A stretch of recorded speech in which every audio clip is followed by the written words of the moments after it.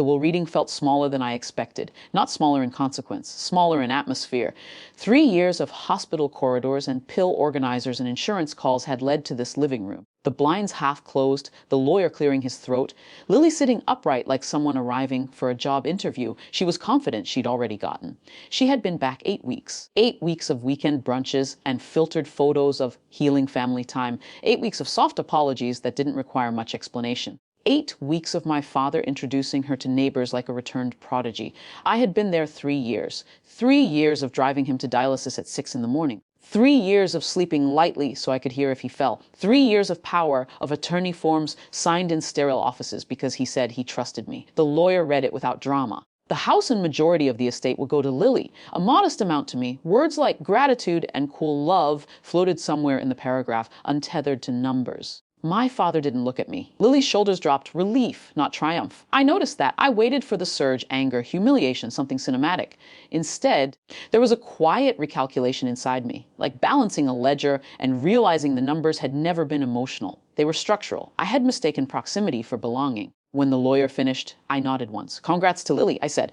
My voice sounded steady, almost courteous. I reached into my bag and took out an envelope and a small ring of keys. I placed both on the coffee table, near my father's hand, but not quite touching it. He frowned slightly, confused by the choreography. I'll let you read that later, I said. No one stopped me when I stood up. That was the first confirmation. Outside, the air felt ordinary. Traffic moved. Someone across the street was mowing their lawn. I sat in my car for a long time. Not crying, not shaking, just breathing. The letter wasn't dramatic. I had revised it twice to make sure of that. I stated that effective immediately I was resigning from all caretaker responsibilities. The power of attorney was formally relinquished. I had already notified the attorney and submitted the required documentation. Medical coordination, bill management, home maintenance, scheduling, all responsibilities would now transfer to Lily as primary heir and resident beneficiary.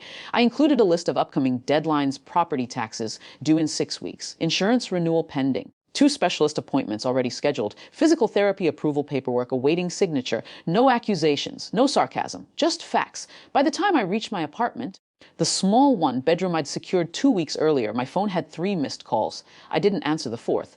When I finally picked up, his voice was already raised. You can't be serious. His breathing was uneven. Not fragile, indignant. I am, I said. This is because of the will. You're punishing me.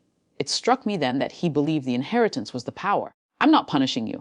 I replied, I'm stepping down. You're overreacting. I don't think I am. There was a pause, the kind where he expected me to fill it with apology. I didn't. You've always handled these things, he said, softer now. You're better at it. That was true. I was better at it because I had been doing it. I'm sure Lily will learn, I said. He exhaled sharply. She just got back. Yes, I said, silence again. This one heavier. You're abandoning me, he tried. The word should have landed harder. It didn't. I stayed 3 years, I said carefully. I'm not disappearing. I'm just not managing your life anymore. The shift wasn't emotional. It was administrative. And that seemed to frustrate him more. 2 days later, the attorney sent a formal confirmation email to all of us. The power of attorney revocation had been processed. Future financial and medical communications would require Lily's authorization. Copies attached. It was unmistakable. Not a family argument, a legal change. That was when it became real. Lily called me that evening. Her voice didn't have its usual polish. There's a lot, she said. I didn't realize. I left a binder in the hall cabinet. I told her. Tabs are labeled. A small, strained laugh. Of course they are. I could hear papers shuffling on her end. The sound of someone encountering the invisible architecture of daily survival. Did you know, she asked quietly, about the will? I suspected. And you still. Liz. She didn't finish the sentence, neither did I. Over the next few weeks, I heard things indirectly. Missed insurance calls, a pharmacy mix-up, a late property tax notice that required expedited processing. Nothing catastrophic, just friction. The kind I had absorbed before anyone else noticed. My father called less often. When he did, the conversations were clipped. You left us in a difficult position, he said once. I left the same position I was in, I answered. You just don't like that it moved. He didn't respond to that. There was no apology.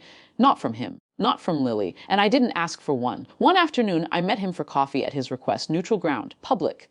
He looked older than he had a month earlier, not physically frail, just unsettled. You've changed, he said. I think I stopped, I replied. Stopped what? Competing.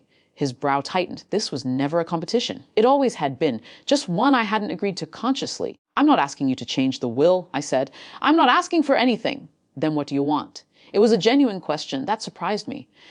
I want to be your daughter. I said. Not your contingency plan. He looked down at his cup. For a moment, I thought something might soften. But habits are durable things. We'll see how things settle, he murmured. Not an apology. Not recognition. Just delay, I nodded. When we stood to leave, he hesitated as if expecting me to offer to drive him somewhere, to check his calendar to ask about prescriptions. I didn't.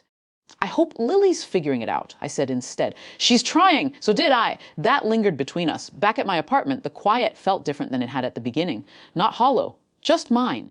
I set my phone to silent more often now. I signed up for a weekend course I'd postponed for years. I began sleeping through the night without listening for movement in another room.